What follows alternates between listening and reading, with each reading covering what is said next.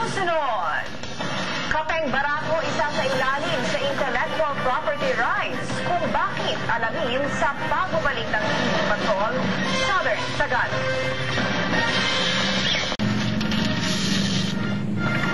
Upang mapangalagaan ang pamantayan ng Kapeng Barakong inilalabas sa merkado, isa sa ilalim sa intellectual property rights ang nasabing kape upang mabantayan din ang kalidad ng inilalabas na produkto. Nagpapatrol, Ernie Manyo. Kadikit na ng kulturang Batanggenyo ang Kapeng Barako na ipinagmamalaki sa natatangi nitong lasa at aroma. Bagamat marami nang naglabas ang Kapeng Barako sa merkado, sa probinsya ng Batangas matatagpuan ang otentikong binhi at puno ng nasabing kape ayon kay retired Colonel Licetas Katigbak, ang may-ari ng isa sa mga pinakamalaking coffee farm sa Batangas.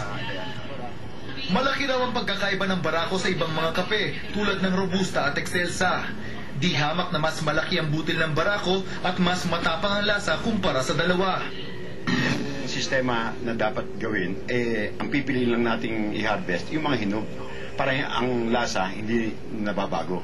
Dapat pare-pareho na ito lamang ang klase ng ating sistema ng pangunguha dapat. Kung kaya ito ang nais protektahan ng probinsya para mabigyan ng pamantayan ang Kapeng Barako na inilalabas sa merkado.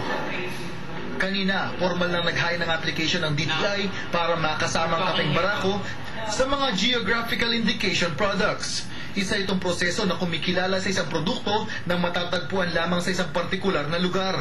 Kapag naaprubahan, hindi na rin basta-basta magagamit ang salitang Kapeng Barako hanggat hindi humihingi ng permiso sa mga bubuo ng intellectual property nito. Kakaroon na ng quality at value adding ang GI saka enforcement, hindi lang sa Pilipinas.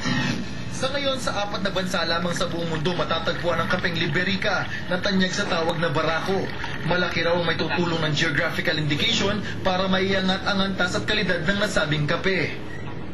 Yung mga positive niyang mga characteristic, no, ay mabibigyan niya at makakadagdag sa kanyang presyo, no, at mag-gain ang ating mga entrepreneurs. Certainly yun. Nangako naman ang Intellectual Property Philippines na mapapabilis ang proseso para mapabilang ang Kapeng Barako sa mga produktong pasok sa geographical indication.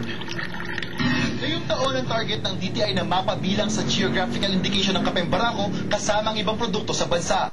Inaasa namang muling may babalik sa mapa ang Pilipinas bilang isa sa mga pangunahing pinagkukunan ng Kapeng Barako sa buong mundo. Ernie Manyo, Patrol ng Pilipino, Batangas. Yan ang kabuuan ng mga balitang nahanap sa aming pagpapatrol sa Southern Tagalog.